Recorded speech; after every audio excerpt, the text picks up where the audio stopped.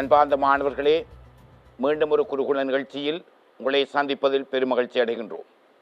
இன்று நாம் கற்ற வினாக்களுடைய தொடர்ச்சி வினாக்களை அவதானிப்பதாக இருக்கின்றோம். இந்த விடயங்கள் தொடர்ச்சியாக நடைபெற்று கொண்டிருக்கின்றது. இதனை நீங்கள் அவதானிப்பதாக இருந்தால் சேனல் NI என்ற யூடியூப்பிலே தொடர்ச்சியாக பார்ப்பதற்கூடாகவும் அதனை பதிவிறக்கம் செய்வதற்கூடாகவும் தொடர்ந்து அவதானித்த வண்ணம் இருங்கள். இதிலே விசேட விடயங்கள் ஆராயப்படுவது என்பதை கவனத்தில் கொள்க. இப்பொழுது நாம் எமது வினாவினுடைய தொடர்ச்சியை அவதானிக்கப் போகின்றோம். கடந்த முறை தொப்ளரின் விளைவு பற்றிய ஒரு விடயம் பார்த்திருந்தோம். அது நாங்கள் எங்களுடைய வினாக்களிலே பல்வேறு வினாக்களாக கூடிய கவனம் செலுத்துமாறு கேட்டுக்கொள்கின்றோம். இப்பொழுது நாங்கள் அந்த பல்வேறு வினாவிலே ஒரு முக்கியமான வினாவை இப்பொழுது அணுகப் போகின்றோம். பாருங்கள், நாங்கள் இதுக்கு முதல் ஆராய்ந்த வினாவிலே என்ன அவதானித்திருந்தோம் என்றால், தொப்ளர் விளைவு என்றால் என்ன, அதனுடைய பிரயோகம் என்றால் என்ன என்று பார்த்திருந்தோம். இப்பொழுது நாங்கள் தொடர்ச்சியாக பார்க்கின்ற விடயத்தை பாருங்கள். கடந்த வினாவோடு ஒப்பிட்டு S1 S2 என்ற இரண்டு நிலையான அலைமுதல்கள், அவற்றின் மீள்ரன்கள் 320 ஹெர்ட்ஸ் 324 ஹெர்ட்ஸ், இவை ஒன்றிலிருந்தொன்று மிகப்பெரிய தூரத்திலே வைக்கப்பட்டுள்ளன. S1 S2 இணைக்கும் கோடு வழியே நோக்குனர் ஒருவர் ஆரை நோக்கி நடக்கின்றார்? S1 நோக்கி நடக்கின்றார். என்ன நிபந்தனை? வேகம், கெளி வேகம். நிபந்தனை அடிப்புகளை கேட்க மாட்டார். அப்ப நீங்கள் அவதானிக்க வேண்டிய ஒரு முக்கியமான விடயம் என்ன? வேகம், கேள்வி. நிபந்தனை அடிப்புகளை கேட்க மாட்டார். நிலையான வழியிலே அந்த ஒலியலையினுடைய வேகம் 322 மீட்டர் பெர் செகண்ட். அப்போ இதை உங்களுக்கு தெரியும், நிலையான வழி அல்ல அசியா வழிக்குத்தான் நாங்கள் இந்த வினாக்களை கூடுதலாக செய்கிறோம். இங்கே நிலையான ஒலி முதல்கள் என்ற ஒரு விடயத்தை நீங்கள் கவனிக்க வேண்டும். நிலையான ஒலி முதல். ஆகவே எங்களுடைய தொப்ளர் விளைவிலே நாங்கள் U0 என்று சொல்லப்படுகின்ற அந்த விடயம், அதாவது U0, அதாவது அதுதான் அசிய போகிறது. அதுக்குத்தான் உங்களுடைய வினா கேட்கப்பட்டிருக்கிறது. ஏன்? என்ன வேகத்துடன் நடந்தால், ஆர் நடந்தால் அந்த அவதானி, ஒரே ஒரு அவதானி தான் அவர்களை இணைக்கும் கோட்டின் நீட்சி வழியே நடக்கின்றார் என்பதை கவனத்தில் கொள்ளுங்கள். இதிலே அடிப்பு என்றால் என்ன என்ற வினாவை நாங்கள் பார்க்கும் பொழுது, ஏறத்தாழ சமமான மீளன்களையுடைய இரு அலைமுதல்கள் பாருங்கள், S1 S2 பாருங்கள், ஏறத்தாழ சமமான மீளன்களையுடைய இரு அலைமுதல்களை ஒன்றாக ஒத்திசைக்கும் போது அதன் செறிவில் ஒரு ஆவர்த்தனேற்றிறக்கம் உருவாகும். ஆவர்த்தனேற்றிறக்க தோற்றப்பாடே அடிப்புகளாகும். அப்போ அதிலே ஒரு முக்கியமான விடயம், ஏறத்தாழ சமமான மீளன்களையுடைய இது அலைமுதல்கள். S1 S2 என்ற ரெண்டு அலைமுதல்கள். ரைட். இப்போ வினாக்களை நாங்கள் நுழைவோம். அதாவது அந்த அவதானியினுடைய வேகம் கேட்கப்பட்டிருக்கின்றது. இப்பொழுது நாங்கள் இந்த பொது வடிவம் என்ன, தொப்ளர் விளைவுக்குரிய பொது வடிவம் என்ன? ஏனென்றால் ஏற்கனவே கதைச்சிருக்கின்றோம். தோற்ற மீள்ரன் F' என்ற விடயத்துக்கு வருகின்றோம். பாருங்கள், நோக்கும் போது அவதானி நோக்கும் போது பிளஸ், அதே அவதானி விலத்தும் போது இங்கே மேலே U0, கீழே நோக்கினால் மைனஸ், விலத்தினால் பிளஸ், US அலை முதல் இன்று சொந்த மீள்ரன் F. இதான் பொது வடிவமாக இருக்கு. இதில் U0 என்றது அவதானி, US என்றது அலை முதலை குறிக்கின்றது. V என்பது இந்த வழியில் ஒலியின் வேகமாகிய 332 குறிக்கின்றது. F என்பது 320 324 என்று சொல்லப்படுகின்ற சொந்த மீள்ரனை குறிக்கின்றது. சொந்த மீள்ரனை குறிக்கின்றது. இதுவே பொது வடிவமாக இருக்கு. இதை நாங்கள் நோக்கி என்று குறிப்பிடுகின்றோம். அடுத்ததை பாருங்கள், இது மைனஸ் என்று சொல்லும் பொழுது விலத்தி, விலத்தி என்று வரும். ஆனால் கீழே மைனஸ் வரைக்கே நோக்கி, நோக்கி என்ற ஒரு விடயத்தை நாங்கள் யோசிப்போம். நோக்கி என்ற விடயத்தை நாங்கள் யோசிப்போம். கீழே இருக்கிற பிளஸ் என்னவாக இருக்க போது விலத்தி என்ற அந்த விடயத்துக்கு வரும். அப்போ இது நோக்கி என்ற விடயத்துக்கு வரும். இது ஒரு பொது வடிவமாக இருக்கிறது. இதை வச்சுக்கொண்டு தான் நாங்கள் வினாக்களை அணுக போகிறோம். இங்கே US வந்து 0 இருக்க போகின்றது. ஏன்? S1 S2 நிலையான ஒலி முதல்கள் என்பதை கவனத்தில் கொள்க. ரைட், நாங்கள் இந்த வினாவை இப்பொழுது அணுகப் போகின்றோம். என்ன கேள்வி என்பதை மீண்டும் ஞாபகப்படுத்துகின்றேன். என்ன வேகத்துடன் அடிப்புகளை கேட்க மாட்டார்? அதான் மிக கவனமான நிபந்தனை, அடிப்புகளை கேட்க மாட்டார். ரைட், இதிலே போடப்பட்டிருக்கிற 10 அதனுடைய சொந்த மீடன் 320 ஹெர்ட்ஸ், மற்ற சொந்த மீடன் 324 ஹெர்ட்ஸ். ரெண்டு பேரும் மிகப்பெரிய தூரத்திலே இருக்கின்றது. அவர்களை இணைக்கும் கோட்டின் நீட்சி வழியே S1 நோக்கி இவர் என்ன வேகத்துடன் நடந்தால் அடிப்புகளை கேட்க மாட்டார்? இதில் மீண்டும் பொது வடிவத்தை ஞாபகப்படுத்தி இருக்கிறேன். இதில் பாருங்கள், குறிப்பாக US0. அவர் US0 போட போகின்றோம். ஏனென்றால் உங்களுக்கு தெரியும், நிலையான அலை முதல் என்ற ஒரு விடயத்துக்கு வருகின்றது. இது நோக்கும் என்ற ஒரு விடயம் முதலும் குறிப்பிட்டிருக்கிறேன், திருப்பியும் ஞாபகப்படுத்தி இருக்கிறேன். இது விலத்தும் என்ற ஒரு விடயத்துக்கு வருகின்றோம்.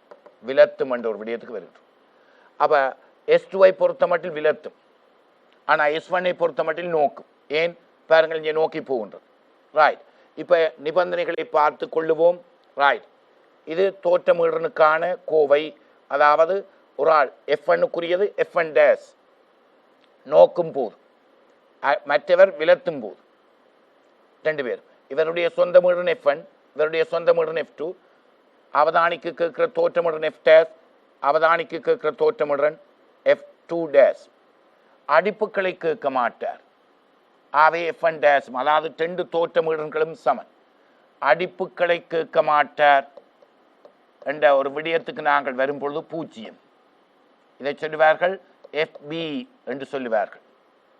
FE 0 அடிப்புகள். அதாவது மீடன்கள வித்தியாசம் தான் அடிப்புகள். ஆவை 2 சமப்படுத்தி இருக்கும். இதை கொண்டு வந்து இங்கே போடப்பட்டிருக்கிறது பாருங்கள், இந்த விடயத்தை இங்கே போட்டிருக்கு. மற்ற பக்கம் அதாவது F2'க்காக பிரதியிட்டிருக்கிறேன்.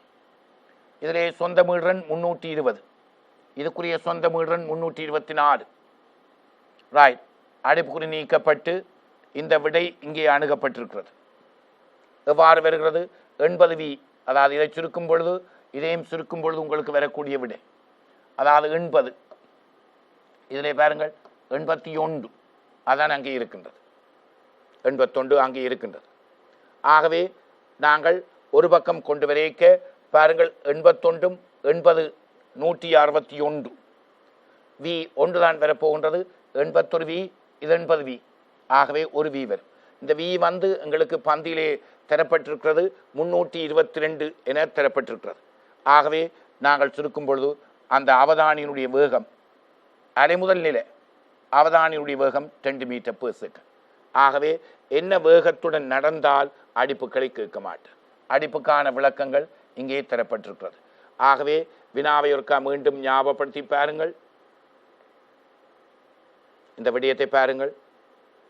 ரைட், பொது வடிவத்தை பாருங்கள். அடிப்புகளை கேட்க மாட்டார் என்ற அந்த விடயத்துக்கூடாக நாங்கள் பொழுது அணுகியிருக்கிறோம். இது 0 என்ற விடையில் -+ எங்களுக்கு வெற்றி அளிக்க வேண்டிய அவசியம் இல்லை. ரைட், தெளிவான விளக்கத்துக்கூடாக அந்த அவதானியினுடைய வேகத்தை பெற்றுக்கொண்டோம். மிகப்பெரிய ஒரு வினாவுக்களே இப்பொழுது நான் கடப்புகின்றோம். பாருங்கள், இதிலே ஒரு வட்டு இயக்கத்திலே 3 மீட்டர் ஆரையுடைய ஒரு அலை முதல் இயங்கிக் கொண்டிருக்கிறது. அப்போ வட்டப்பாதையில் இயங்குகிறது. அதே வேளையிலே பாருங்கள், இந்த உணரி என்று சொல்லப்படுற அவதானி ஒரு எளிமைய இயக்கத்தை ஆற்றிக் கொள்ளுகிறார். அதாவது இதிலே உள்ள அந்த புள்ளி D என்று சொல்லப்படுகின்ற அந்த புள்ளி வரைக்கும் எளிமைய இயக்கத்தை ஆற்றுகிறார். இந்த அவதானி இந்த இடத்திலே பாருங்கள், A என்ற இடத்திலே US என்ற அந்த வேகத்திலே இருக்கு. பின்னுக்கு நாங்கள் பார்ப்போம். அப்படி ஒரு வட்ட பாதையில் விலகுவது. ஆரை 3 மீட்டர். அடுத்த கோண வேகம் தந்திருக்கு ஒமேகா 10 ரேடியன்/செகண்ட். ஒரு ஒலி முதல் இயங்கிக் கொண்டிருக்கிறது. ஒலி உணரி ஒன்று, உணரி இந்த பாதையில். அப்போ அது ஒரு எளிமைய இயக்கம், இது வட்டு இயக்கம். அப்போ தொப்ளர் விளைவு வட்டு இயக்கத்தில் என்ற ஒரு தலையங்கம் இருக்கின்றது. அந்த தலையங்கத்தின் அடிப்படையிலே போகிறோம். வெகு தூரத்தில், அப்போ வெகு தூரத்தில் என்ற வழியில் கோணத்தை பற்றி சிந்திக்க தேவையில்லை. BC = CD, சம தூரம். BD வழியே அந்த எளிமைய இயக்கத்தை ஆற்றுகிறது. அதில் ஏல உள்ள போது உணரி பியில் இருக்கின்றது. அதனுடைய அதிர்வெண்ணை பாருங்கள், மீடன் தந்திருக்கு. அடுத்தது உங்களுக்கு தரப்பட்ட வேறு தரவுகளை பாருங்கள். அந்த அலையின் சொந்த மீடன் 340 ஹெர்ட்ஸ். வழியில் ஒலியின் வேகம், நிலையான வழியில் ஒலியலின் வேகம் 330 மீட்டர் பெர் செகண்ட். இது ஒரு பல்வேறு வினாக்களுக்கு ஏற்றவாறும் கட்டுரை வினாக்களுக்கு ஏற்றவாறும் இதை கவனித்துக் கொள்ள வேண்டும். நீங்கள் பாருங்கள், தரவுகள் எல்லாம் தெளிவாக்கப்பட்டிருக்கிறது. ஒரு இடத்துல எளிமையச இயக்கம், மற்றது வட்டு இயக்கம் ஆறு தரப்பட்டிருக்கிறது. அடுத்தது கோணவேகம் தரப்பட்டிருக்கிறது. அப்போ எங்களை பொறுத்தவரை இது ஆரை கோணவேகம். ரைட், முதலாவது சிறிய சிறிய பகுதிகளாக இதை அணுகிக் கொள்வோம். இந்த இடத்திலே வருவோம். ரைட், இங்கே பாருங்கள், வட்டப்பாதை போடப்பட்டிருக்கிறது. இந்த யூஎஸ் என்றது அலைமுதல். இந்த அலைமுதல் பாருங்கள் ஏ என்ற இடத்திலே இருக்கிறது. இப்போ உங்களுக்கு தெரியும், செங்குத்தாக இருக்கிறபடியால் அலைமுதலும் அவதானியும் நிலையான் என்றால் தொப்பலர் விளைவு ஏற்படாது. ஏன்? செங்குத்து. சரி, இப்போ நாங்கள் விடயத்துக்கு வருவோம். வி சமன் ஆரோமேக்கா என்ற விடயம் பாவிக்கப்பட்டிருக்கு. யூஎஸ் இதான் யூஎஸ். ஆரோமேக்கா ஆர் வந்து 3, நேர இது 10 தரப்பட்டிருக்கிறது. ஆகவே 30 மீட்டர் பெர் செகண்ட் எங்களுடைய யூஎஸ் என்ற விடயத்துக்கு வந்திருக்கு. இதில் எளிமையச இயக்கத்தை ஆற்றுகின்றது. அப்போ வி சமன் இதுவும் அப்படித்தான் ஏ ஒமேகாண்டு போடப்பட்டிருக்கு. இங்கே கோணவேகம் தரப்பட்டிருக்கு, இங்கே மீடுரன் தரப்பட்டிருக்கிறது. அவை ஒமேகா சமன் 2πf. ஒமேகா சமன், அதாவது இது எங்களுக்கு பொருத்தமல்ல, உணரி என்றது அவதானியாக நீங்கள் கருதி கொள்ளுங்க. அவதானியாக கருதி கொள்ளுங்க ஏ ஒமேகா. ஏ அப்படியே இருக்க ஒமேகாவுக்கு பதிலாக 2πf போட்டிருக்கோம். இங்கே பையுக்கு ஒரு பிரதியீடு செய்யப்பட்டிருக்கிறது. அஞ்சுங்கள் பை, இந்த பையும் வெட்டுப்பட்டால் எங்களுக்கு யூனோட்டினுடைய பெருமானம் 60 மீட்டர் பெர் செகண்ட் என்று சொல்லப்படுகின்ற அமைப்பு வந்திருக்கிறது. இப்பொழுது பாருங்க, ஒரு கொஞ்சம் பகுதியாக அணுகி இருக்கிறோம். இந்த விடை அலை முதலுடைய வேகம் தெரியும், 30 என்று தருகின்றது மீட்டர் பெர் செகண்ட். இங்கே நகரக்கூடிய இந்த யூ நோட் என்று சொல்லப்படுகின்ற அவருடைய பெருமானம் 60 மீட்டர் பெர் செகண்ட் தெரியும். ரைட், கேள்விக்கு திருப்பி வருவோம். என்னென்ன கேட்கப்பட்டிருக்கின்ற பாருங்கள். என்ன கேட்கப்பட்டிருக்கிறது? அதாவது உயர் மீடுறன், அந்த உணரி பதியும் உயர் மீடுறன், அடுத்தது தாழ் மீடுறன். அப்போ கேள்வி தெளிவாக்கப்பட்டிருக்கிறது.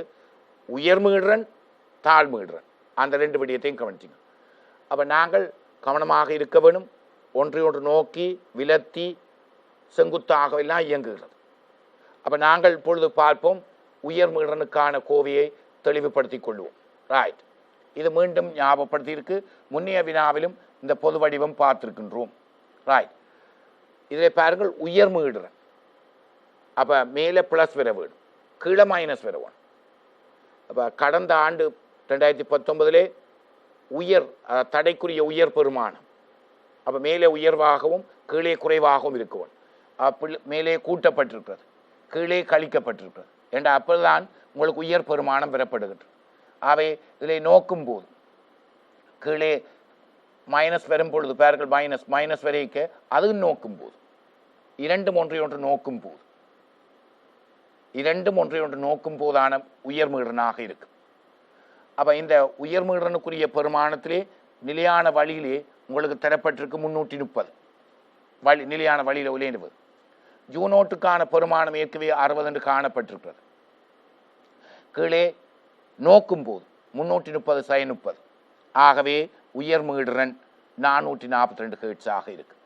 அப்போ இந்த வட்டப்பாதையிலே பாருங்கள், உங்களுக்குரிய அமைப்பிலே நோக்கும் போது இந்த இடத்திலே இவர் நோக்குகின்றார், அந்த உணரி நோக்கும் போது அவை எங்களுக்கு யூ நோட் 2 மொண்டையும் நோக்குது. நிலையான வழியில அலைந்த வேகம் வி, அதுதான் உங்களுக்கு 330 என்று தரப்பட்டிருக்கு. இது ஏற்கனவே கண்டிருக்கிறீர்கள் 30, இது ஏற்கனவே கண்டிருக்கிறீர்கள் 60. அதை விட உங்களுடைய சொந்த மீடுரன் 340 ஹெர்ட்ஸ். இதிலேருந்து பிறப்பிக்கப்படுற அலைந்த மீடுரன் எங்களுக்கு தெரிகிறது 340 ஹெர்ட்ஸ் என தரப்பட்டிருக்கிறது. சொந்த மீடுரன், இயற்கையான மீடுரன், அவை உயர் பெருமானம் ஒன்றையொன்று நோக்கி. அடுத்த கட்டத்தை பாருங்கள், இழிவு மீடுரன். இந்த இழிவு மீடுரன் வரைக்க மேலே குறைய வர வேணும், கீழே கூட வர வேணும். அப்போ அதுக்கான ஒரு விடயத்தை நீங்கள் சிந்தித்து பாருங்கள், எவ்வாறான ஒரு சந்தர்ப்பத்திலே அது சாத்தியப்படும் என்று. பொது வடிவத்தை நோக்குங்கள். மைனஸ் என்றால் விலத்துது. யார் விலத்துது? உணரி விலத்துது. அதாவது உணரி தான் எங்களுக்கு யூ நோட். அடுத்த யார் சந்தர்ப்பமாக இருக்க போகின்றது? இங்கே ப்ளஸ் வருகிறது. ப்ளஸ் வந்தால் விலத்தும் போது அலைநீளம் கூட. அப்போ இங்கேயும் விலத்தி வருகின்றது, இந்த இடத்திலும் விலத்தி வருகின்றது. இது யாருன்னு சொல்லுங்கள்? யூஎஸ். அவள் 2 பேரையும் விலத்துது. அப்போ இந்த இடத்துல 2 பேரும் நோக்குது. நோக்கேக்க மேலே ப்ளஸ் கீழே மைனஸ். இங்கே 2 பேர் விலத்தேக்க மைனஸ் கீழே ப்ளஸ் என்ற அலைநீளம் கூடும். அப்போ மேலே குறையவும் கீழே கூடவும் வந்தால் தானே குறைவான ஒரு பெருமானம் வரும். 330 60. ஏன் இந்த இதனுடைய பெருமானம் 60 என திறப்படும். ஏற்கனவே கணிச்சிருக்கோம். இதனுடைய பெருமானம் 30 என திறப்பட்டிருக்கிறது. சொந்த மீடுரன் 340 ஹெர்ட்ஸ். ஆகவே இந்த குறைஞ்ச மீடுரன் என்னவாக இருக்கிறது? 255 ஹெர்ட்ஸ். அப்போ எப்பொழுதுமே இந்த பொது வடிவத்தை வச்சு நீங்கள் விளங்கிக் கொள்ள வேண்டும். ஒரு மற்றது இதிலே கோணங்களை பற்றி சிந்திக்க தேவையில்லை. ஏனென்று கேட்டால் 2 பேருக்கும், அதாவது அலை முதலுக்கும் உணரிக்குமான தூரம் மிகப்பெரிய தூரம் என்றதை கவனத்தில் கொள்ளுங்கள். ஒரு வித்தியாசமான கேள்வி. இதை உடைச்சு வெவ்வேறு பெருமானங்களிலே உங்களுக்கு போடக்கூடியதாக இருக்கும் என்பதை கவனத்தில் கொள்ளுங்கள். இது ஒரு எம்சிக்கு வினாவாக நீங்கள் யோசிக்கலாம். பாருங்கள், நோக்கும் பொழுது மேலே ப்ளஸ், இங்கே நோக்கேக்க 2 பேர் கீழே மைனஸ் வரும். இந்த பொது வடிவத்தை வச்சிருங்கள். மீண்டும் ஞாபகப்படுத்தப்பட்டிருக்கு. நோக்கும் பொழுது ப்ளஸ், இங்கே நோக்கும் பொழுது மைனஸ், விலத்தும் பொழுது மைனஸ், இங்கே ப்ளஸ். அப்போ மேலே உயர் பெருமானம் வர வேணுமென்றால் மேலே கூட்டவும் கீழே கழிக்கவும் வேண்டும். குறைந்த பெருமானம் வர வேணுமென்றால் மேலே கழித்து கீழே கூட்டவும். இது ஒரு மேட்ச் விடியம் என்பதை தெரியும். ரைட். இப்பொழுது தொப்ளர் விளைவு பற்றிய ஒரு கட்டுரை வினாவாகவும் பார்த்து நாங்கள் பல்வேறு வினாக்களாகவும் இதை உடைத்து பார்த்திருக்கின்றோம். ரைட். அடுத்த வினாக்களே இப்பொழுது நாங்கள் நகர்வோம். பாருங்கள், எதிர்பார்க்கின்ற ஒரு விடயமாக இருக்கின்றது. 2017ஆம் ஆண்டு இந்த ஈர்ப்பு புலம் வந்து இருக்கின்றது. 2018 ஒரு காந்தப்புலம் மின்புலம் சேர்ந்த கோலின் விளைவு சம்பந்தப்பட்டது. 2019 தனி காந்தப்புலமாக இருந்தாலும் ஒரு பகுதி மின்புலம் வருகின்றது. இப்பொழுது நாங்கள் எதிர்பார்த்து கொண்டிருக்கிற ஒரு பகுதியாக ஈர்ப்பு புலம் இருக்கின்றது. அப்போ இதிலே நாங்கள் ஒரு பிள்ளையை எவ்வாறு கொண்டு வருகின்றோம் என்றால் அகில ஈர்ப்பு விதியை கூறுக. அதாவது நியூட்டனின் நேர்மார்வர்க்க விதி என்று சொல்லுவார். அதாவது ஈர்ப்பு புலத்தில் நியூட்டனின் விதியை கூறுக என்று கேட்டிருக்கு. பாருங்கள், ஈர்ப்பு புலத்தில் நியூட்டனின் விதி என்று சொல்லப்படுற அகில ஈர்ப்பு விதியை பார்ப்போம். இரு புள்ளி திணிவுகளுக்கு இடையிலான எப்பொழுதும் ஈர்ப்பு விசை, எப்பொழுதும் இந்த ஈர்ப்பு விசையானது கவர்ச்சி விசையாகத்தான் இருக்கும். ஆனால் மின்புலத்திலேயோ இந்த ஈர்ப்பு விசை என்னவா இருக்கலாம்? அதாவது விசை என்று சொல்லப்படுவது தள்ளு விசையாகவும் இருக்கலாம், கவர்ச்சி விசையாகவும் இருக்கலாம். ஆனால் ஈர்ப்பு புலத்தில் எப்பொழுதுமே என்னவாக இருக்கும்? கவர்ச்சி விசையாக இருக்கும். ரைட். இந்த என்னவா திணிவுகளின் பெருக்கத்துக்கு நேர்சமனாகவும் அவற்றுக்கு இடைப்பட்ட தூரத்தின் வர்க்கத்துக்கு நேர்மாறு வீதசமனாகவும் இருக்கிறது. அந்த வர்க்கத்துக்கு நேர்மாறு வீதசமன் என்றபடியால் தான் நாங்கள் நியூட்டன் நேர்மாறு வர்க்க விதி என்று சொல்லுகின்றோம். எல்லாத்தையும் சேர்த்து நாங்கள் போடப்பட்ட பொழுது ஜி அகில ஈர்ப்பு மாறிலி என்ற ஒரு விடயம் வருகிறது. ஆகவே ஈர்ப்பு புலத்தில் நியூட்டனின் விதியை கூறும் பொழுது 2 நிபந்தனைகள். 1 திணிவுகளின் பெருக்கம், 2 அவற்றுக்கு இடைப்பட்ட தூரத்தின் வர்க்கத்துக்கு நேர்மாறு வீதசமனாக இருக்கும் என்ற 2 கருத்தை கவனித்து கொண்டு போங்கள். அடுத்த வினாக்கு வரும். ரைட். இதில் ஒரு முக்கியமான விஷயம், சூரியனை பற்றி 6 வட்ட ஒழுக்கிலே ஒரு கோள் வலம் வருகின்றது. அப்போ சூரியனை சுற்றி கோள்களின் சுற்றல் காலம் டி. இதிலே ஒரு சமன் என்ற குறியீட்டை கவனித்துக் கொள்ளுங்கள். சமன் டி வர்க்கம் சமன் 4πr² GM என்ற ஒரு விடயம் அங்காலே ஆர்க்கனம் வருகிறது. நீங்கள் சிந்திச்சு பாருங்கள், இது என்ன விடயம் என்று? கெப்லரின் 3ஆம் விதி. பாருங்கள், ஒரு ஈர்ப்பு புலம் என்ற ஒரு பாடப்பரப்பு ஆரம்பிக்கும் பொழுது நீங்கள் கவனிக்கப்பட வேண்டிய முக்கியமான ஒரு விடயம் கெப்லரின் விதிகளில் தான் ஆரம்பிப்பார்கள். கெப்லரின் விதி ஒன்று, சூரியனை சுற்றி கோள்கள் யாவும் நீள்வட்ட பாதையில் வலம் வருகின்றது. 2வது, சூரியனையும் கோளையும் இணைக்கும் ஆரைக்கோடு சமநேர இடைவெளிகளில் சமபரப்பை வார். அதாவது உங்களுக்கு தெரிந்த ஒரு விடயத்தை நாங்கள் இப்பொழுது குறிப்பிடுவோம். நீள்வட்ட பாதை, அதன் குவியங்களில் ஒன்றில் சூரியன் இருக்கின்றது. இந்த கோளையும் சூரியனை இணைக்கும் ஆரைக்கோடு சமநேர இடைவெளிகளில் சமபரப்பை வார். இந்த கோள் ஏபி என்ற அமைப்பு. இஞ்சாலே பார்ப்போம் அடுத்த விடயத்தை. இதிலே சி, அடுத்த டி. அப்போ இந்த இடத்துல டி சமன் 0, டி சமன் டி.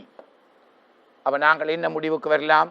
அதாவது சமநேர இடைவெளிகள் சமபரப்பை வாரும் கூட்டும் என்ற ஒரு விடயத்துக்கு வருகிறோம். முக்கோணம் ஏபிஎஸ்ஸிൻ്റെ பரப்பும் முக்கோணம் சிடிஎஸ்ஸிൻ്റെ பரப்பும் எங்களுக்கு சமனாக இருக்கும் என்ற ஒரு கருத்துக்கு வருகிறோம். இது கெப்லருடைய 2ஆம் விதி. கெப்லருடைய 3ஆம் விதி தான் இது. அதாவது அதிலே பார்த்தீர்கள் இருந்தால் இதை நான் இங்கே எழுதுகின்றேன் பாருங்கள். 4π வர்க்கம் GM முலாம் ஒரு மாறிலி, ஆகவே ஆர்கனம். இது 2017ஆம் ஆண்டும் சோதித்த ஒரு விடயம். ஆகவே T² சமன் K இன்டூ ஆர்கனம், ஆகவே T வர்க்கம் ஆர்கனம் என்று எங்களுக்கு வரப்போகுது.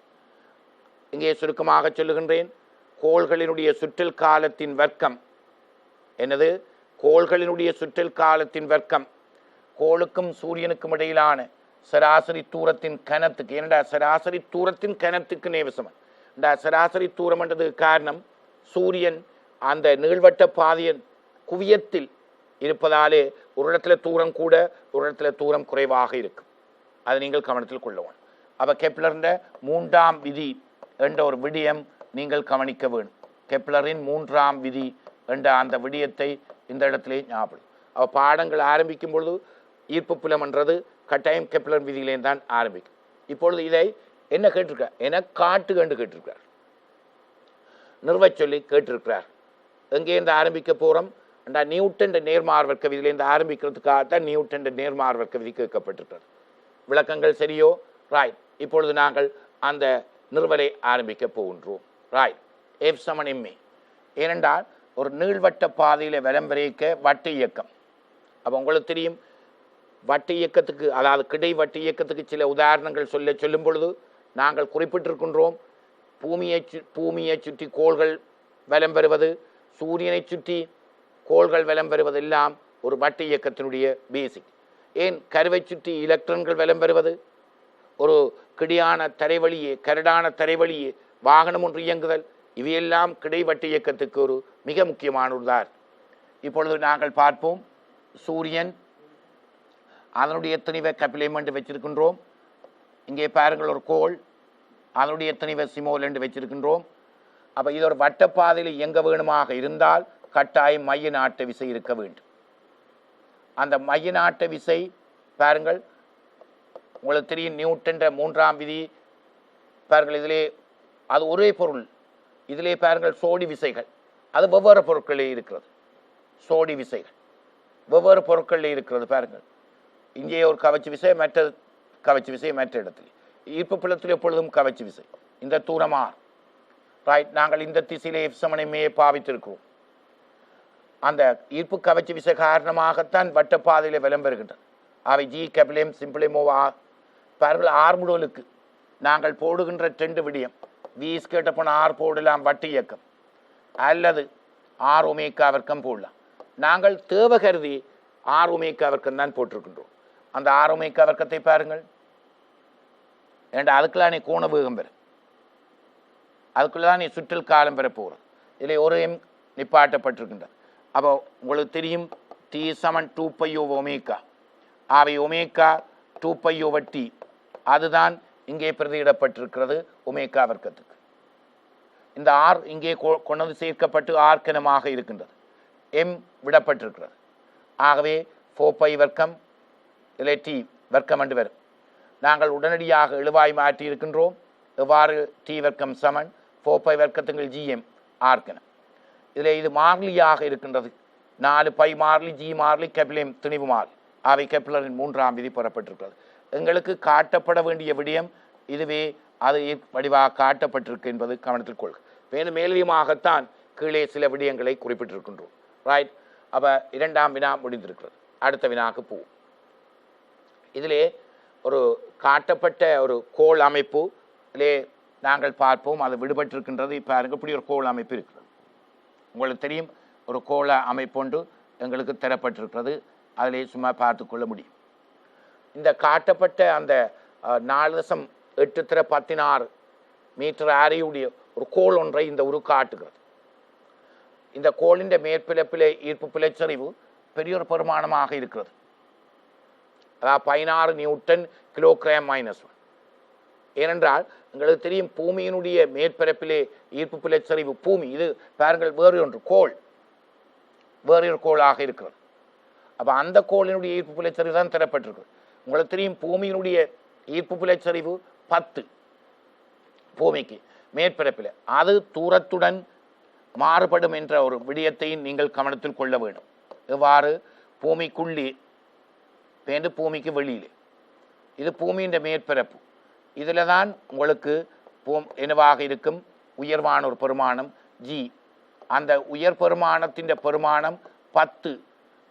எப்போவும் செறிவு நீங்கள் குறிப்பிட வேண்டிய அலகு மீட்டர் பெர் செகண்ட் என்பது குறிப்பிடக்கூடாது.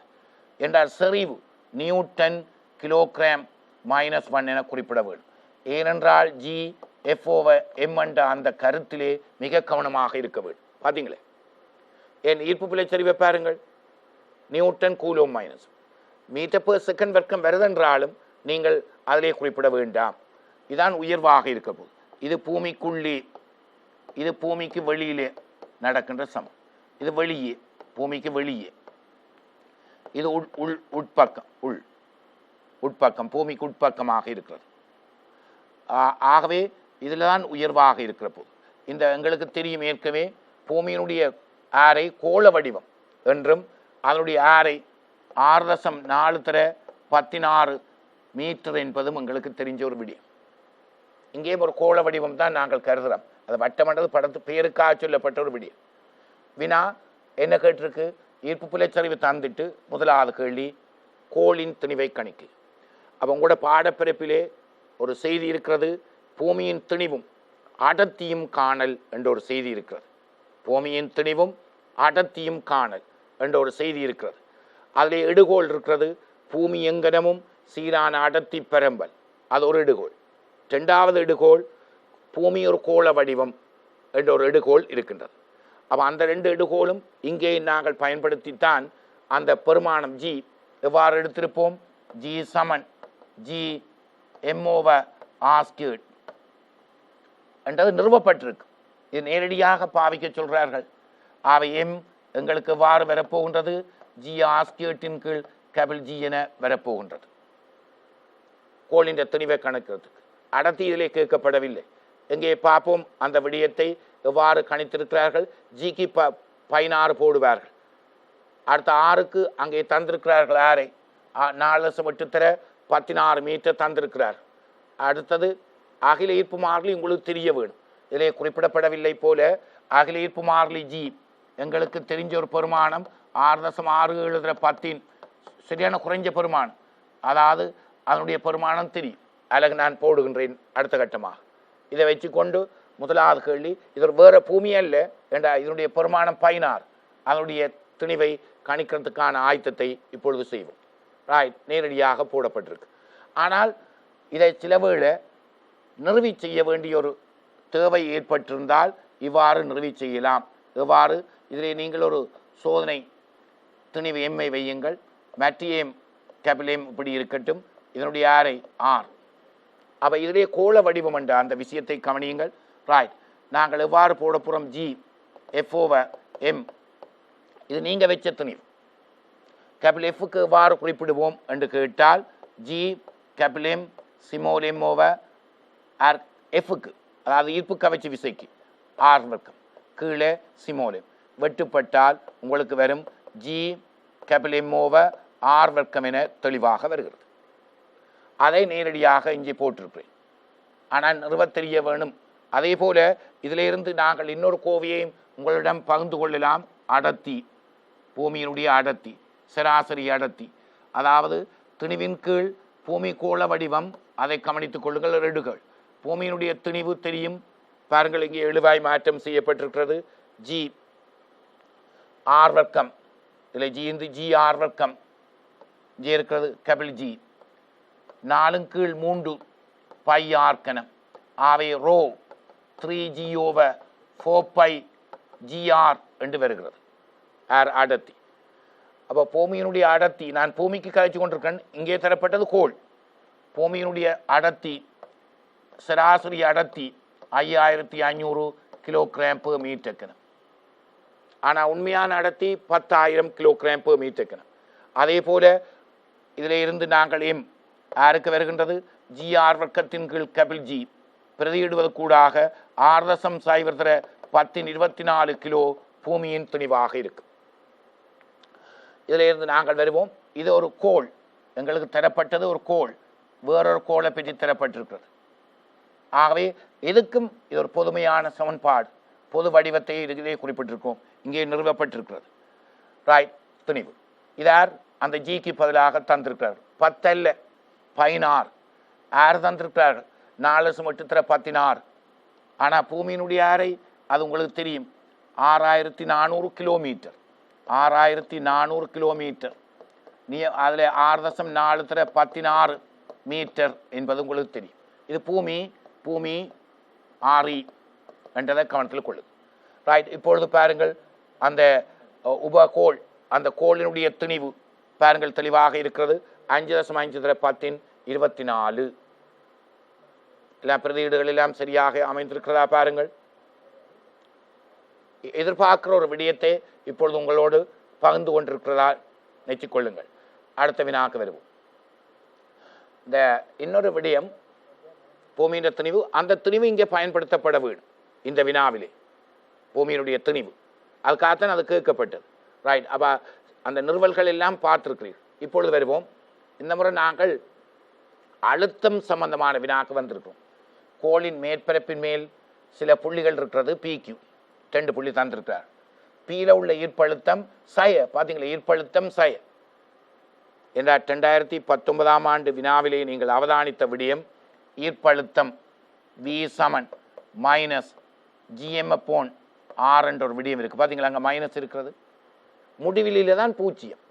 இங்கே பாருங்கள் மைனஸ் என்ன பெருமானம் பார்த்தீங்க. ஏன் ஜூல் கிலோகிராம் மைனஸ் வருகிறது? அதாவது ஈர்ப்பழுத்தத்துக்குரிய ஒரு விடயத்தை நாங்கள் பார்க்கும்பொழுது WM. அப்போ அந்த அலகையும் பார்த்துக்கொள்ளுங்கள். ரைட், அடுத்த கியூவில் உள்ள அழுத்தம் மைனஸ். வினா என்ன? இந்த ஈர்ப்பழுத்தங்களை ஒப்பிட்டு புள்ளி பியா கியூவா கோள் மேற்பரப்புக்கு, அதாவது நீங்கள் இப்போ கருதுகிற கோளின் மேற்பரப்புக்கு அண்மையாக உள்ளது. கவனமாக விளங்கிக் கொள்ளுங்கள். அதுக்கான விளக்கத்தையும் கேட்டிருக்கிறார். அந்த விளக்கத்தையும் இப்பொழுது தெளிவாக பார்ப்போம். ரைட், அதுக்குரிய விடயத்துக்களே இப்பொழுது வருவோம். புள்ளி கியூவில் ஏன் புள்ளி கியூவில் என்று சொன்னால் உங்களுக்கு தெரியும், அதாவது நீங்கள் இப்போ கருதுகிற கோள் இதாக இருந்தால் சம அழுத்த பரப்புகள் இவ்வாறு தான் இருக்கு.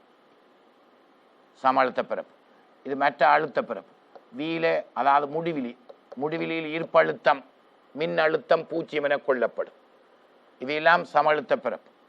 அப்போ மேலே பாருங்கள் பெருமான அமைப்புகள் கூடிக்கொண்டு போகின்றது. அப்போ 0 பெருமான அமைப்பிலே மைனஸோடு ஒப்பிடிக்க உயர்வாக இருக்கு. இப்பொழுது பாருங்கள் பீல உள்ள அழுத்தம் 5.7×17. அப்போ அது எங்கே இருக்க போகுதுன்னு பாருங்கள். உங்களுக்கு எங்கே பி எங்கே இருக்குமென்று பாருங்கள். அடுத்த கியூ எங்கே இருக்குமென்று பாருங்கள். 6.9×10^7 என்ற அந்த விடயத்தையும் பாருங்கள். அதாவது முடிவில்லான் 0. அப்போ இது கியூ பூமிக்கு அண்மையில் இருக்கும். பி அதாவது மேலே, அதுக்கு மேலே கியூக்கு மேலே இருக்க போகின்றது. அந்த பெருமானங்களை இப்பொழுது நாங்கள் ஞாபகப்படுத்துவோம். இது 6.9×10^17 ஜூல் கிலோகிராம் மைனஸ். இது யாராக இருக்கு? 5.10^17 ஜூல் கிலோகிராம் -1. அப்போ இது யாருக்குரிய புள்ளி என்று பாருங்கள் கியூ. இது யாருக்குரிய புள்ளி பி. இது யாருக்குரிய புள்ளி முடிவிலி. அப்போ இங்கே பெருமானம் குறைவு, அப்படி மைனஸ் இல்லோ அப்படியே பெருமானம் கூடிக்கொண்டு போகுது. இப்போ குழப்பம் இல்லாமல் இருக்க வேணும். எங்களுடைய நேர்கோட்டு எண் அமைப்பை நீங்கள் பார்த்தா தெரியும். இங்கேருந்து போய்க்க பெருமானம் கூடிக்கொண்டு போகும். அது மாதிரி பாருங்கள் 0 நோக்கிய பெருமானம் கூடுது. மைனஸ் இதெல்லாம் இவையை சொல்கிற சம அழுத்த பிறப்பு. சம அழுத்த பிறப்புக்கு செங்குத்தாகத்தான் யார் இருக்க முடியும்னு நினைக்கிறீங்கள்? ஈர்ப்பு விசை கோடுகள் செங்குத்து. அந்த கருத்தையும் உள்வாங்கி கொள்ளுங்கள். இதார் எங்களுடைய அந்த கோள் என்ற ஒரு விடயத்துக்கு வரும். அப்போ வினா புள்ளி கியூ என்ன கேள்விக்கு புள்ளி கியூ?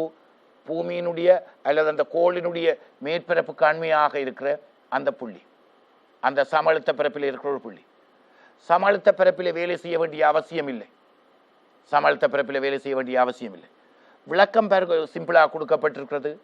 முடிவில் ஈர்ப்பழுத்தம் 0 என்றபடியால் பெருமானம் கூடிக்கொண்டு போகணும். அவை மைனஸில் உயர்ந்த பெருமானம் குறைவாக இருக்கும். ரைட், மற்றது இதிலே பாருங்கள் அழுத்தத்துக்கான கோவை தரப்பட்டிருக்கிறது மைனஸ் GM/R. ஆகவே நாங்கள் ஒரு விடயத்துக்கு வருகின்றோம். எங்களுடைய கேள்வியிலே, அதாவது அந்த துணிவுக்கு வெளியிலே, அந்த கோளுக்கு வெளியிலே ஈர்ப்பழுத்தம் எவ்வாறு மாறும்? V நேசமன் 1/R என்ற தத்துவத்துக்கு அமையும். ஏன் கீழே கறியிருக்கிறேன்? இந்த மைனஸ் என்ற அந்த பெருமானம் காரணமாகத்தான் அந்த வரைவு கீழே கீறப்பட்டிருக்கிறது. இதை பாருங்கள், R மைனஸ் GM/V என்று எழுவாய் மாற்றம் செய்தது. ஏன் மாற்றம் செய்து நான் என்பதற்கு இப்பொழுது விளக்கம் தரப்போகின்றேன். இங்கே இதுக்கு முன்னுக்கு போவோம். ரைட், கோளின் மேற்பரப்புக்கு மேல் புள்ளிகள் PQவில் இடையிலான அந்த உயர வித்தியாசம், அந்த தூர வித்தியாசம். இங்கே பாருங்கள், உங்களுக்குரிய அந்த ஜீனுடைய பெருமானம் கேள்வியினுடைய இறுதி பக்கத்திலேயே தரப்பட்டிருக்கிறது. 10⁻11 சரியான குறைந்த ஒரு பெருமானம். 11ஆம் அடுக்கு சய நியூட்டன் மீட்டர் வர்க்கம் கிலோகிராம் -2. அப்போ உங்கள்கிட்ட கேட்ட கேள்வி அந்த 2 புள்ளிகளுக்கும் இடைப்பட்ட அந்த உயர வித்தியாசம் கேட்கப்பட்டது. அதுக்காகத்தான் நாங்கள் இதிலே R சமன் மைனஸ் GM/V என்ற அந்த வடிவத்துக்கு நாங்கள் மாற்றி இருந்தோம். அப்போ ஏற்கனவே G தெரிகின்றது, இந்த இடத்துல G தெரிகின்றது, ஜீனுடைய பெருமானம் தெரியும். இதுக்கு முதல் பகுதியிலே பூமி அந்த கோள் ஈர்ப்பு புலை சரிவை வச்சு அந்த கோளினுடைய திணிவு கண்டிருக்கிறோம். இதை மறக்கக்கூடாது. 5.5/1024. அப்போ G தெரியும், M தெரியும், அழுத்தம் தரப்பட்டிருக்கிறது. ஆகவே நாங்கள் அங்காலே போவோம். என்ன கேட்டிருக்கு?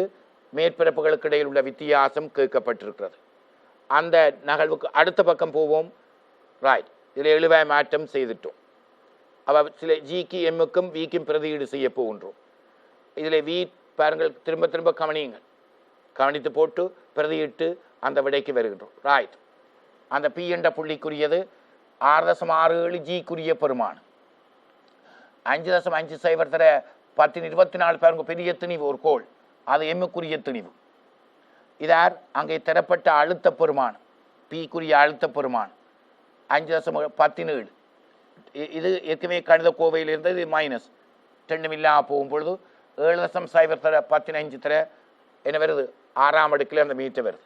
இது பூமியின் மையத்தில் இருந்தான தூரம் அல்லது அந்த கோளின் மையத்தில் இருந்தான தூரம் என்றதை கவனத்தில் கொள்ளும். ஆனால் அவை உயர வித்தியாசம் தான் கேட்டது. ஆனால் உங்களோட தூரங்கள் யாவும் எங்கேருந்து அளக்கப்பட்டிருக்கு என்பதை கவனத்தில் கொள்க. அந்த கோளின் மையத்திலேயும் தான் தூரங்கள் அளக்கப்படும். மையத்திலேயும் தான் தூரங்கள் அளக்கப்படும். Q பூமி அந்த மேற்பரப்பு காண்மையில் R என்ற ஒரு விடயம், P என்ற ஒரு விடயம் மேற்பரப்பிலிருந்து தூரம் கூடவாக இருக்கிறது. ரைட், அடுத்தது Qவை பாருங்கள். அதே மாதிரி ஜிக்குரிய பெருமானம், எம்முக்குரிய பெருமானம். ஆனால் இது அழுத்தத்துக்குரிய பெருமானம் அங்கே பந்தியில் தரப்பட்டிருக்கிறது. ரைட், அப்போ இந்த ரெண்டையும் கழிக்கும் பொழுது 2 புள்ளிகளுக்கும் இடையில் உள்ள உயர வித்தியாசமாகிய 1740 கிலோமீட்டர் வருகிறது. தூரங்கள் யாவும் பூமியினுடைய அல்லது அந்த கோளினுடைய மையத்திலிருந்து அளக்கப்படும் என்பதை கவனத்தில் கொள்க. ஈர்ப்பழுத்தம் விளங்கி இருக்கிறது, துணிவு கணிக்கிறது விளங்கி இருக்கிறது. ரைட், இப்பொழுது எதிர்பார்க்கின்ற ஒரு வினாவை நாங்கள் அறிமுகம் செய்திருக்கின்றோம். ரைட், இனி அடுத்த வினாக்களே போவோம். ரைட், இப்பொழுது ஒரு காந்தப்புலம் சார்ந்திருக்கிற ஒரு விடயத்துக்கு வரப்போகின்றேன். நீங்கள் ஒரு பல்வேறு வினாக்களுக்கு ஏற்றவாறு அதனை பார்க்க. ஆரியுடைய வட்டப்பாதையில் சீரான கதி வியுடன் இயங்கும் துணிக்கையின் ஆர்முடுகள் இதிலே உங்களுக்கு தர வேணும். A சமன் V/R என்பதால் தரப்படும் என்ற விடயம் விடுபட்டிருக்கிறது. ஆகவே என்றால் உங்களுக்கு வட்டப்பாதை என்ற படியால் ஆரை தெரியும். ஆறும் வேகம் கதி என்றால் வேகம் என்று சொல்ல முடியாது. இந்த அடிக்கடி திசை மாறும். வட்டப்பாதையில் இயங்குகிற துணிக்கையினுடைய திசை மாறுறபடியால் கதி என்ற சொல் பாவிக்கப்பட்டிருக்கிறது. A சமன் V/R என்ற மேற்படி சமன்பாடு பரிமாணப்படி சரி என்ற ஒரு அடிப்படை விடயம் ஒன்று கேட்கப்பட்டிருக்கு. கனகாலத்துக்கு பிறகு நாங்கள் இப்பொழுது குறிப்பிட்டிருக்கின்றோம் இடப்பக்க பரிமாணம் A ஆர்முடுகள் நேரடியாக போடப்பட்டிருக்கு LT-2. அடுத்த வலப்பக்க பரிமாணத்தை பாருங்கள். V வர்க்கத்தின்கள் R. V வர்க்கம் என்பது எங்களுக்கு தெரியும் வேகத்துக்குரிய பரிமாணம் LT-1. அது நேரடியாக தெரியும். அதனுடைய வர்க்கம் என்ற காரணத்தினாலே நாங்கள் எவ்வாறு போட்டிருக்கின்றோம் என்று கேட்டால் LT-1 முழுவதின் வர்க்கம் ஆரை அதுக்கு L என்று போட்டிருக்கிறோம். அடைப்புக்குறி நீக்கி இருக்கிறோம். அவை ஒரு எல் வெட்டுப்பட LT-2. ஆகவே LHSின் பரிமாணமும் RHSின் பரிமாணமும் சமன். ஆகவே மேற்படி சமன்பாடு பரிமாணப்படி சரியாகும். இதே போலதான் நாங்கள் ஏற்கனவே ஒரு விடயத்திலேயே குறிப்பிட்டிருந்தோம். பேர்னின் தத்துவத்திலும் ஒத்த பரிமாணத்துடன் ஒத்த பரிமாணத்தை கூட்டலாம், ஒத்த பரிமாணத்திலிருந்து ஒத்த பரிமாணத்தை கழிக்கலாம், மற்ற இடப்பக்க பரிமாணம் வலப்பக்க பரிமாணத்துக்கு சமன் என்ற கருத்துக்கள் ஏற்கனவே முன்வைக்கப்பட்டிருக்கிறது. ரைட், அடுத்த இதொரு பல்வேறு வினாக்களுக்கு ஏற்ப இந்த வினாவை பார்ப்போம். M திணிவும் E ஏற்றமும் உடைய இலத்திரன் ஒன்று வெற்றிடத்தில் V கதியுடன் அசைந்து சீரான காந்தப்புலத்துக்கு செங்குத்தாக நுழைகிறது. அப்போ எங்களுக்கு ரெண்டு வகை இருக்கிறது. ஒன்று காந்தப்புலத்துக்கு செங்குத்தாக நுழைவது, இன்னொன்று காந்தப்புலத்துக்கு சரிவாக நுழைவது. ஆனால் காந்தப்புலத்துக்கு செங்குத்தாக நுழையும் பொழுது அதன் பாதை வட்டம். அவர்களை தந்திருக்கிறார், ஆனால் ஏன் என்று விளக்கம் கேட்டிருக்கிறார். பாருங்கள், இலத்திரன் அசையும் பாதை வட்டம், ஏன் என விளக்கு. வலு கவனமாக பாருங்கள். ஏற்றம் அசையும் திசைக்கு செங்குத்தாக, ஏற்றம் அசைகிற திசைக்கு செங்குத்தாக எப்பொழுதும் எப்பொழுதும் எப்பொழுதும் எப்பொழுதும் எப்பொழுதும் விசை தாக்குவதால். இப்போ எறியமெண்டா அது ஒரு கட்டத்தில் மட்டும்தான் செங்குத்து, வேறு சந்தர்ப்பத்திலே அது செங்குத்தாக இருக்க முடியாது. பாருங்கள், அந்த ஒழுங்குபடத்தில் எப்பொழுதும் என்ற அந்த சொல்லை நீங்கள் கவனித்துக் கொள்ளுங்கள். ஏற்றம் அசையும் திசைக்கு செங்குத்தாக எப்பொழுதும் விசை தாக்கும் என்றால் அதன் பாதை வட்டம். இலத்திரன் அசையும் பாதை ஏன் வட்டம் என்று கேட்கிறார்கள்? எப்பொழுதும் இயக்க திசைக்கு செங்குத்து. அதால இந்த கதியும் மாறாமத்தான் இருக்கும். கதியினுடைய பரிமாணம் மாறாது, ஆகவே வேலை நடைபெறாது, ஆகவே இயக்க சக்தி மாற்றம் நடைபெறாது என்பதை கவனத்தில் கொள்ளுங்கள். ரைட், அப்போ வட்டமண்ட முடிவை வச்சுக்கொண்டு நாங்கள் இதனுடைய தரவுகளை பாருங்கள். எம் இருக்கு, ஈ இருக்குது, அடுத்த கதி இருக்குது, புறக்காந்தப்புலம். காந்தப்புலத்தில் தான் இந்த பிரச்சனை இருக்கிறது. ரைட், இரண்டாம் வினா என்னென்று பொழுது பார்ப்போம். ரைட், அந்த ஒழுக்கின்ற ஆறு, வட்ட ஒழுக்கின்ற ஆறு கேட்டிருக்கு. அப்போ உங்களுக்கு தெரியும், ஒரு ஏற்றம் ஒன்றில் தாக்குற விசை, அதாவது காந்தப்புலத்துக்கு செங்குத்து என்பதால் ஒரு சின்ன விஷயத்தை நான் இதில் குறிப்பிட வேணும். F = BQV sin θ என்ற ஒரு விடயம் இருக்கு. ஆனால் அந்த sin 90 என்றால் செங்குத்தாக நுழைகிறது, காந்தப்புலத்துக்கே செங்குத்தாக நுழைகிறது. அப்போ காந்தப்புலத்துக்கு செங்குத்தாக நுழையும் பொழுது தீட்டாக நீங்கள் 90 போடுவீர்கள். தீட்டா 90 பாகை என்ற கருத்துக்கு அமைய போட்டு கிடக்கு. மற்றது நீங்கள் இதில் இலத்திரன் என்ற ஒரு விஷயத்தை நாங்கள் கவனத்தில் கொள்ளுவோம்.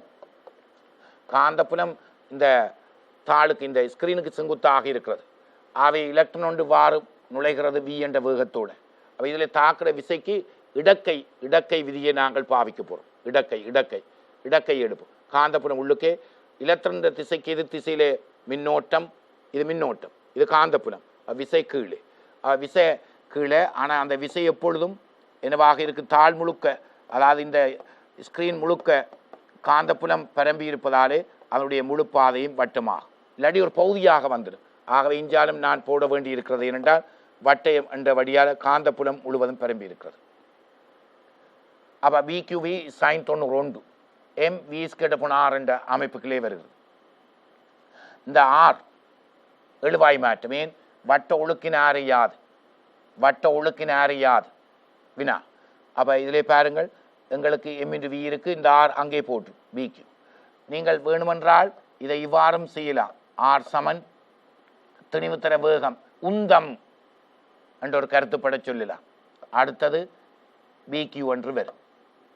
BQ இதில் நீங்கள் எலக்ட்ரான் என்ற சார்ஜ் என்றபடியால் நாங்கள் போட வேணும். M×Vயின் கீழ் எவ்வாறு போடுவீர்கள்? BE என்று பொதுவாக போட்டுக்கொள்ளலாம் எலக்ட்ரான் என்றபடியால். மற்றது இதில் இன்னொரு விஷயத்தை நீங்கள் கவனித்துக் கொள்வோம். எவ்வாறு விஷயம்?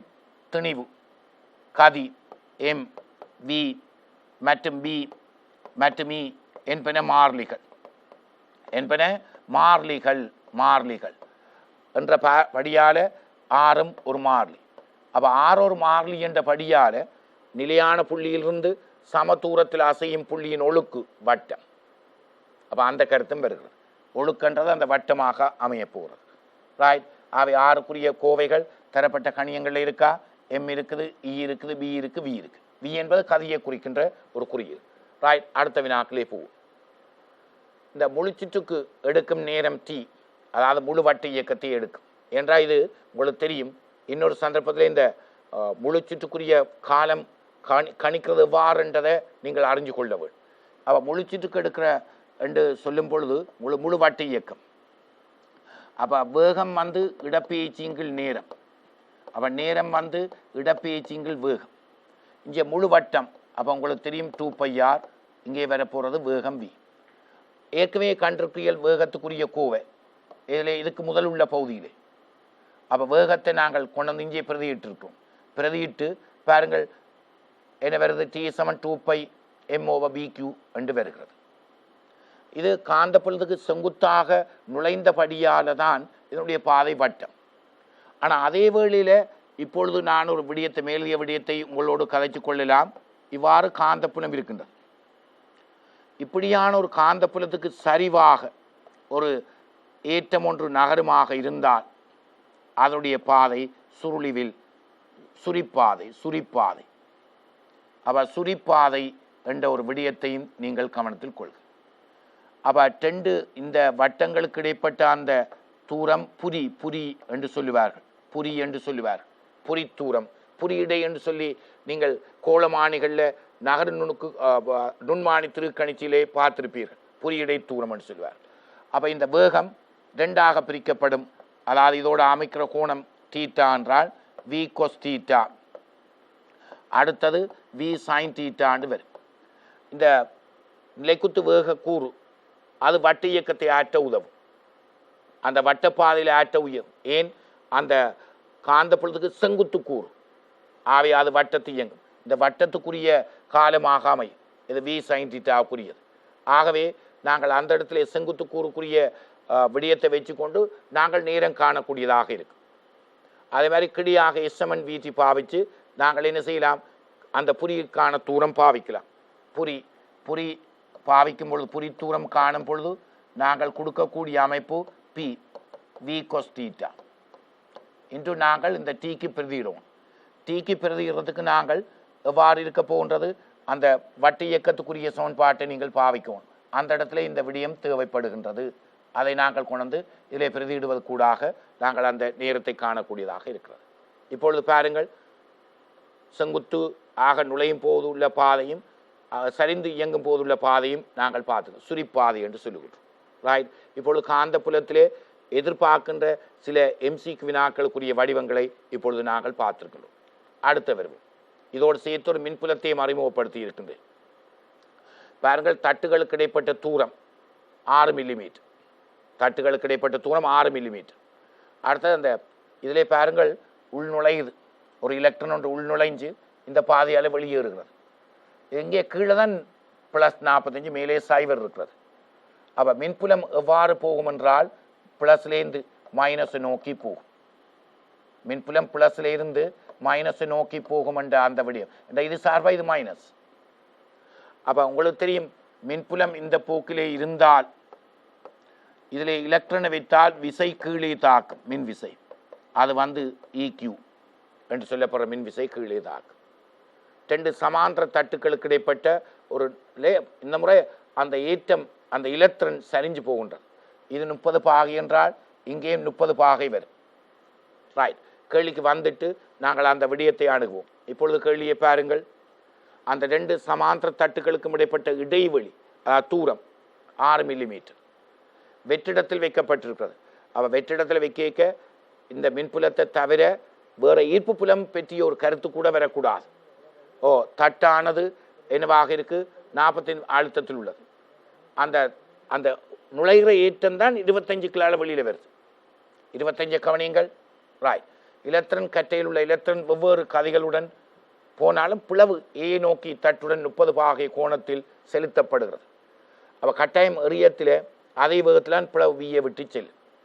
எங்கே 6 மில்லிமீட்டர் அங்கே இருக்கிறது படத்திலே கவனிப்போம். 45 எங்கே இருக்கிறது கவனிப்போம். 25 என்று பாருங்கள், படத்திலே கவனிப்போம்.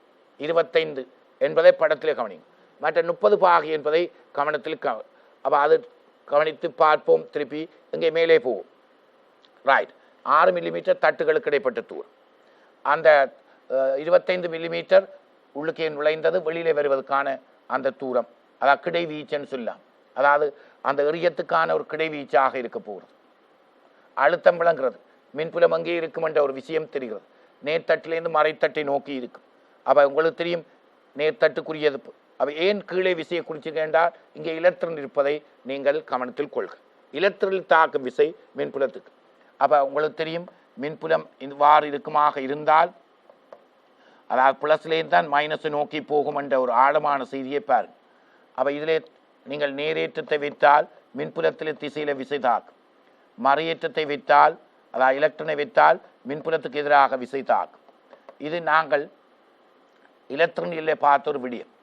அதாவது நாங்கள் ஒரு தூய குறைகடத்திய எடுத்தமாக இருந்தால் அதில் எலக்ட்ரான்களும் துளைகளும் இருக்கும் என்பது உங்களுக்கு தெரியும்.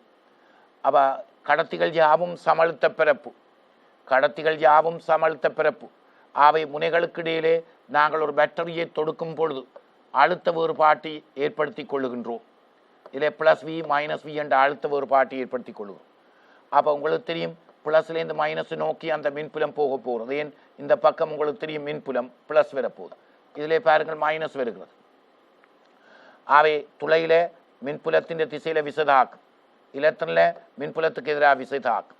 இது எலக்ட்ரானாக இருக்கும் பொழுது இது துளையாக இருக்கும். ஆனால் இரண்டும் சேர்ந்து ஒரே திசையில் தான் மின்னோட்டத்தை கொடுக்கும். ஒரு தூய கடத்தியில் மின்னோட்டத்துக்கான கோவை I=NAVE. ஆனால் ஒரு தூய குறை கடத்தியில் மின்னோட்டத்துக்கான கோவையை இங்கே குறிப்பிடலாம். அதாவது I=NA. ஒரு சின்ன பிரச்சனை, எலக்ட்ரான் நகரல் வேகம் கூட துளையினுடைய நகரல் வேகத்தை விட இன்டு அந்த எலக்ட்ரான் சார்ஜ். அப்போ துளையினுடைய ஏற்றமும் எலக்ட்ரானுடைய ஏற்றமும் எங்களுக்கு சமனாக இருக்கும் என்ற ஒரு செய்தியையும் கவனத்தில் கொள்க. அப்போ மின்புலத்துக்கு எதிராக விசை தாக்கும் என்ற ஒரு விடயத்தை நாங்கள் இப்பொழுது பார்த்துருக்கிறோம். அதிலே தொடர்ச்சியாக அந்த தரவுகளை பார்த்திருப்போம். இப்பொழுது வினாக்களை பார்க்கும்போது தட்டுக்களுக்கு இடையில் உள்ள எலக்ட்ரான் ஆறுமுடுகளின் பருமனும் திசை ஈர்ப்பு விளைவுகளை புறக்கணிக்கின்ற ஒரு பெரிய தரவும் தந்திருக்கிறார். மற்றது பியிலிருந்து வெளியேறும் எலக்ட்ரான் கதி பற்றி ஒரு வினா கேட்கப்பட்டிருக்கிறது.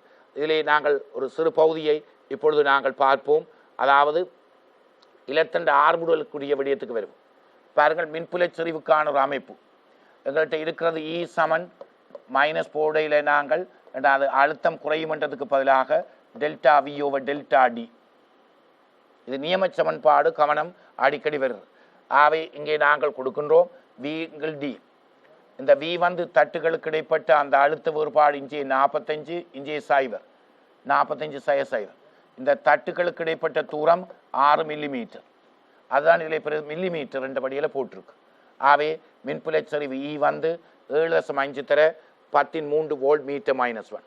அது மட்டுமில்லை, மின்புலத்தின் திசை ஏண்டா இங்கே தான் கீழே தான் 45 இருந்தது, மேலே இருக்கும் என்ற விடயங்களும் நீங்கள் கவனிக்க. ப்ளஸ்லேருந்து மைனஸ் நோக்கி இது திரும்ப திரும்ப சொல்லிட்டேன். அடுத்த மின்புலத்தில் ஏற்றத்தின் ஆர்முடுகள். அப்போ உங்களுக்கு என்ன வேணும்? விசை. அப்போ பாருங்கள், உங்களுக்குரிய விசை எவ்வாறு காணலாம்? EQ. அதிலே நேரடியாக போடப்பட்டிருக்கிறது விசை F. EQ என்று போடப்பட்டிருக்கு. E ஏற்கனவே கண்டுட்டோம், MA. ஆவே ஆர்முடுகள் என்பது EQ கிளைமெண்ட் நான் இதில் எடுத்திருக்கின்றேன் என்பதை கவனத்தில் கொள்க. இப்பொழுது ஈக்குரிய பெருமானம் எவ்வாறு கண்டது? V/D. அடுத்தது Q என்றது எலக்ட்ரான் ஏற்றம் 1.6 10⁻19. இது எலக்ட்ரான் திணிவு. எலக்ட்ரான் திணிவு 3.1 தர 10⁻31. அப்போ நாங்கள் புரோத்தின் திணிவோடு ஒப்பிடிக்க எலக்ட்ரான் திணிவு சிறிது என்றபடியால் தான் என்ன நடக்குது உங்களுக்கு தெரியும். அதாவது இந்த புரோத்தன் துளை கூடிய வேகத்தோடு போகும். அப்போ அதாவது எலக்ட்ரான் வேகம் உயர்வாக இருக்கிறதுக்கு அது ஒரு காரணமாக இருக்குது. திணிவு வித்தியாசம் என்ற ஒரு விடயத்துக்கு வரும். குறைஞ்ச திணிவு தான் எலக்ட்ரான், அங்கே மாறி குறிப்பிட்டிருந்தேன். திணிவு குறைஞ்சது எலக்ட்ரான். ஆகவே அது ஒரே ஆர்முடுகளில் என்ன நடக்க போகிற ஒரே மின்புலத்தில் ஆர்முடுகள் உயர்வாக இருக்கும் என்ற விடயத்துக்கு வந்திருக்கின்றேன். ஆகவே இந்த ஆர்முடுகளுக்கான பெருமானம் இப்பொழுது எங்களுக்கு கிடைத்திருக்கிறது. இதனுடைய முதலாவது வினா என்ன கேட்டது பாருங்கள். எலக்ட்ரான் ஆர்முடுகள் பருமன் மற்ற திசையும் குறிப்பிட்டிருக்கிறார்கள் என்பதை கவனத்தில் கொள்க. அடுத்த வினாக்களே போகலாம் நினைக்கிறோம். பாருங்கள், புள்ளி பியிலிருந்து வெளியேறும் எலக்ட்ரான் கதி கேட்கப்பட்டிருக்கிறது. உள்ளுக்க என்ற பண்ணி திருப்பி வெளியில் போகிற அந்த எலக்ட்ரான் கதி கேட்கப்பட்டிருக்கிறது. அதை பற்றி ஒரு கால் சிந்திப்போம். ரைட், எறியத்துக்குரிய பண்புகள் இங்கே பயன்படுத்தப்பட்டிருக்கிறது. அவை நேரம் கண்டிருக்கிறார்கள். நேரம் காண்றதுக்கு நிலைக்குத்தா பாவிச்சிருக்கார். அவன் நிலைக்குத்தா பாவிக்கும் பொழுது பாருங்க, இந்த இடத்துல இடப்பெயர்ச்சி திருப்பி 0, இதுக்குள்ள வெளிக்கிட்டு இஞ்சாலே போயிருக்கிறது, இல்லை ஆவை நேரம் காணப்பட்டிருக்கிறது. இதிலே கிடையாக பாவிச்சிருக்கிறார்கள். பாருங்க, அந்த கிடை வீச்சு 25/10^3 ஆவை கூறு என்ற அந்த கோணம் உங்களுக்கு தெரியும். இது எறியப்பட்ட அந்த கோணம் 30 வி. அதிலே வி கொஸ்டிட்டா நேரம் இங்கே காணப்பட்டிருக்கிறது. பிரதியிட்டு வி வர்க்கத்துக்கான ஒரு கோவை எங்களுக்கு கிடைத்திருக்கிறது. இந்த வி இதிலிருந்து நாங்கள் வியை காணக்கூடியதாக இருக்கிறது. இதில் 25/10^3 என்பது ஆரை குறிக்கின்றது? அந்த தட்டுகளின் கிடைவீச்சு, தட்டுக்கள் வெளியேற கிடைவீச்சு. அடுத்த ஆர்முடுகளை குறிக்கின்றது. 1.32 ஏனென்றால் இது ஆர்முடுகள் ஜி போடிலாது. ஏனென்று கேட்டால் இது மின்புலம் என்ற ஒரு விடயத்துக்கு வரும். இங்கே 10 போட முடியாது என்ற அந்த கவனத்தையும் நாங்கள் கொள்ள வேண்டி இருக்கிறது. ரைட், நாங்கள் இந்த வினாவை முழுமையாக ஆராய்ந்திருக்கின்றோம். இதுக்குரிய விடயங்களை நெல்லாக தெளிவாக பார்த்திருக்கிறீர்கள். இது ஒரு வித்தியாசமான கேள்வி அமைப்பாக இருக்கிறது. வழக்கமாக ஒரு ஒரு பகுதி அரைவாசியாக கொண்டிருக்கிற அதே வேளையில் இதனுடைய விடயம் எவ்வாறு இருக்கின்றது என்பதை நாங்கள் கவனிக்கும் பொழுது பாருங்கள், ஒரு முழு விடயத்தை சார்ந்து வந்திருக்கிறது இந்த வினா. ஒரு மின்புலத்திலே முழு எறிய பாதையை அடிப்படையாக கொண்டு வந்திருக்கின்றது. வழக்கமாக எறியத்திலே அரைவாசி ஒரு அரைப்பகுதியைத்தான் நாங்கள் வழக்கமாக பார்த்துருக்கின்றோம். இப்படி உங்களுடைய அநேகமான வினாக்களிலே இந்த முறை மட்டும்தான் முழுமையாக அந்த எறிய அமைப்பிலே பார்த்திருக்கின்றோம். இந்த இடத்திலே ஆரம்பித்து திருப்பி இதில் உள்ள வேகமும் இதிலே வெளியேறுகின்ற வேகமும் சமன் என்பதை கவனத்தில் கொள்ள வேண்டும். இந்த விடயத்திலே உங்களுக்கு தெரியும், இதில் கிடைவீச்சு தான் கேட்பார்கள் பொதுவாக ஜிஎக்ஸ் என்ற அமைப்பிலே. இது முழுமையாக வினவப்பட்டிருக்கு என்பதை கவனத்தில் கொள்க. இப்பொழுது நாங்கள் காந்தப்புலமும் மின்புலமும் சேர்ந்த ஒரு பகுதி அரைவாசியாக பார்த்திருக்கின்றோம். அத்துடன் இதுக்கு முதல் எதிர்பார்க்கின்ற ஒரு விடயமாக நான் சொல்லியிருக்கின்றேன். ஈர்ப்பு புலம் எதிர்பார்த்த விடயமாக நாங்கள் கவனத்தில் கொண்டிருக்கின்றோம். இதிலே தொப்புளர் விளைவை நீங்கள் ஒரு பல்தேர்வு வினாக்களுக்கு ஏற்ப பார்க்குமாறும், இதுக்கு முன்னர் செய்யப்பட்ட விடயத்திலே அரியத்தையும் கொஞ்சம் முக்கியத்துவப்படுத்தி பார்க்குமாறும் தாழ்மையுடன் கேட்டுக்கொள்கிறோம். இத்துடன் இன்றைய நிகழ்வை முடித்து கொண்டு மீண்டும் ஒரு நிகழ்விலே உங்களை சந்திக்கும் வரை விடைபெற்றுக் கொள்கின்றேன். நன்றி, வணக்கம்.